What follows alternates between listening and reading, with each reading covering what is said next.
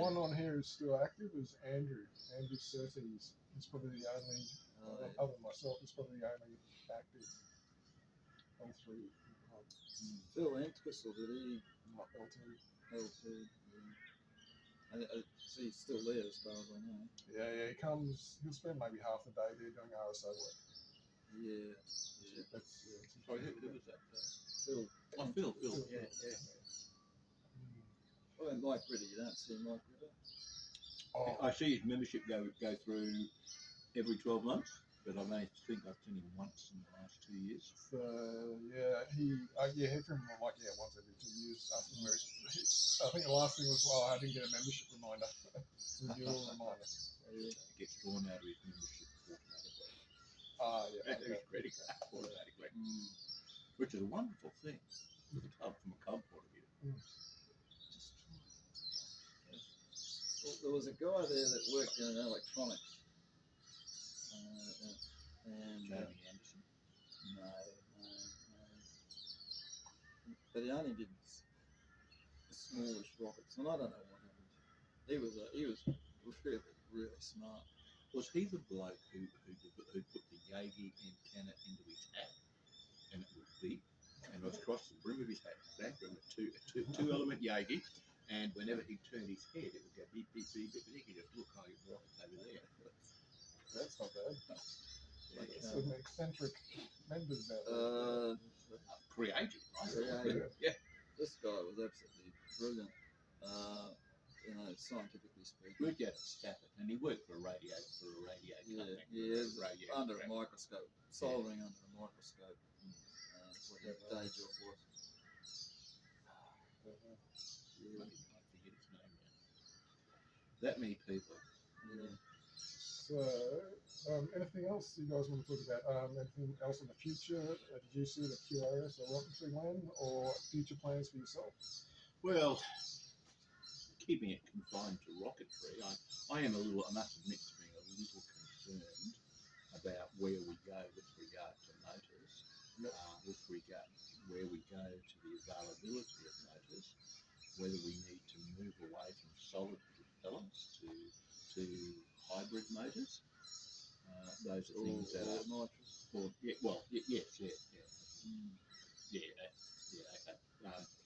So whether we have to go down that, our track record has not been real good. Maybe we need a good mentor for hybrids. I don't know how that's gone at the moment. There've been more failures, and maybe that is the way that hybrids run. I know nothing about hybrids, but I know that one of the guys in the club, Matt Rowley, is quite passionate. I'm not going to say he's the most experienced person in the country or anything, but he does seem to know. I wonder how we elevate our level of experience in that from a club, from an organisational standpoint. We get more people doing it, which we've got. And that seems to be, and does the club have any nitrous equipment? We've offered to buy all the ground equipment for the people doing hybrids, and I just need to know the list of what they want, what they need, and we'll get that and provide it. What's his name? I wonder if we should contact someone like Dave Boyd and ask them what do we need, rather than just have a general wish list and say, how do we progress this list, how do we stage this, because it's not cheap. Matt Rowley knows what we need. He just hasn't got to the point of sourcing it all, I think. Because I've seen price lists and stuff on it, but I've never seen, okay, we're ready to go and buy all this. I maybe talk to Dave. I've got to talk to Dave more about other things. And Dave Skinner is actually he's nearly finished building the electronics, the launch control system. Venting. Was that Ratworks that used to provide? Used to be, RCS, is it now? No, RCS is Rocketry component. I know they that. have hybrid as well. They probably did. But they'd only have grains. And you can cast and make your own. If you've got a casting cube, you can pour your own grains out of paraffin. Okay. They don't need to be anything greater than wax, candle wax. Wow. Essentially, they normally stick something in them like a carbon black. Wow, amazing. And you can some colouring dye. Yeah. And I'm not sure. I think the black colouring serves as some sort of thermal purpose. I'm not sure what. Just from looking at who's at Tech Ingredients YouTube. Yeah.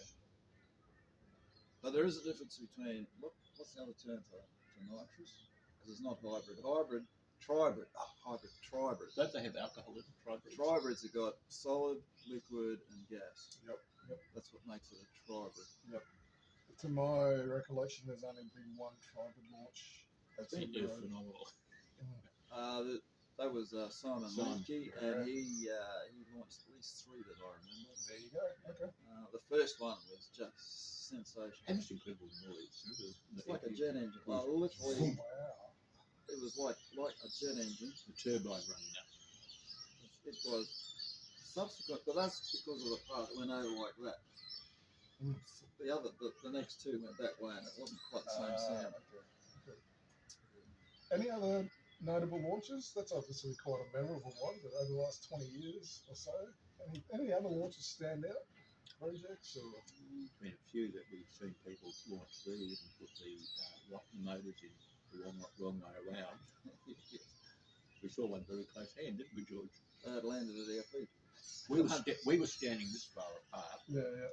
And a rocket went up, and we won't name the name. No. It went up, and it had instead of having the It's separated. It had the ejection motor Yeah. in the bottom, not in the top. Yeah. And so it went up, reached out the G, tilted over, and then the next motor fired and came right down and landed in the ground between where George and I am standing. Did you hear something, Len? We were watching it actually. I was like, what happened so quickly? There was no time to move. We were standing this far apart. There was no time to move. Couldn't move. Couldn't do anything. It was just boom. What? And this thing's a lawn dart in the ground between us. That was like someone should have checked the motors. There's the RSA. Well, they don't. People tend to assume that you've come there with your rocket. They'll be looking for centre of pressure and centre of gravity, and that's about it. The person involved says, "I've never had a problem with that happening before," and I wasn't there, so I don't know who it was. Well, we were standing at the crowd. We were just spectators, and anyway. William Brian Dixon. Certainly Brian Dixon. We had a look and go, wrong way around. Didn't take long to diagnose. No. Any other launches stick out? Well, that big V2 out at Western, that was sensational. Most of the big L3 launches were pretty impressive. Do you remember our Queen group when we went down to Blake's place when Blake was living in Coomera? Yes. And we rolled that rocket down there, and then we took it off to Western Australia with it. Yeah. And then we had that drag race with the Western Australians. I was never a fan of drag race. I thought it was pretty stupid. Is this where they kind of spike their igniter or something? Well, people do all sorts of things to try and get there. I don't know what the point of the drag race was anyway. Yeah. It was state of origin, what it was. But it was Western Australia. Who knows what the point of it was, but yes, our rocket didn't go that well, and their rocket went real well. Yeah, I think it was just ours came down in a tree, it's gum tree, and they had to climb this gum tree. But it wasn't a really big tree, but it came right down in the centre of this tree. Yeah. All right, thank you very much. Now, I couldn't help but notice you each got some hardware here. Do you want to take turns holding it up and stepping us through what recognitions are? 1 year after I joined, so in 2008, Ryan was the treasurer. Ryan McDonald. Yes. He announced he wasn't going to be the treasurer anymore, and everyone. We were doing a launch out at West, the Logan River somewhere, some school. No, some school, And Brian said, "Oh, I'm not doing treasure I'm not doing the committee or whatever." And everyone looked at me and says, "Oh, you can be treasurer." Nice. Okay, yeah, that's good. I was working across the road from the bank that it was what was it, St George, whatever the bank is. Heritage. That's it. Yeah, Heritage. Yeah. So Monday morning, I just go over there and deposit all the money. Nice. So that's what that is. Very nice. After 6 years of doing that, and that was about the point that things started changing in my life, and so I didn't stand for treasurer anymore after that. So how many years did you do as treasurer? 6. Yeah, because you've been involved in 2007, December 2007. Well, yeah, yourself and Mike Richard joined on the same day, wasn't it? I think it was. Yeah, his was one number different to mine, whatever that number was. Yeah. So yeah, I did that for 6 years. And we used to have the first time we had a committee meeting at our place, my place. My wife did a really big spread, which is the first time anything like that had happened, and of course it stuck for as long as I can remember, and probably still to this day. You know, you don't. Committee meetings are a little infrequent, and we often do them on site or on Teams or Zoom or something like that. What's that? I still have a big spread. Yeah. We'll do them at Glenn's in future. Yeah. Right here, be good. And how many cards have you got there?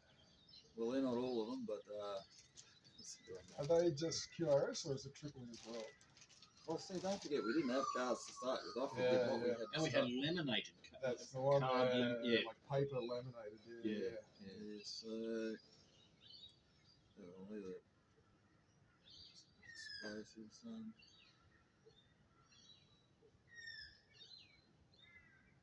Yeah, that was the last. I don't know what that was. Queensland Rocketry, I think. Because at one point it was. That's a much younger looking George. Sure. Years are unkind to us, aren't they? Doesn't look like his age at all. Shocking. See, these are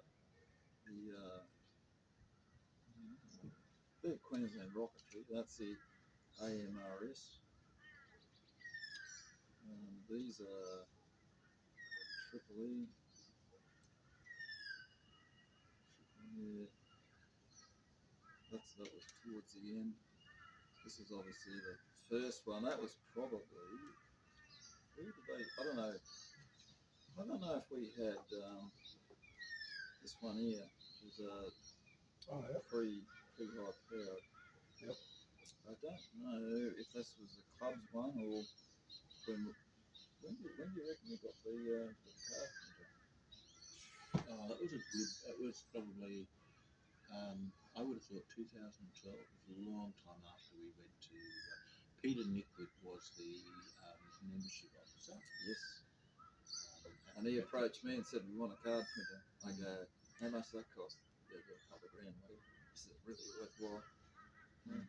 Probably would be. Guess where it is now? Probably still at his place. No, it's here. Okay. I've been trying to get the software on it all long. No luck.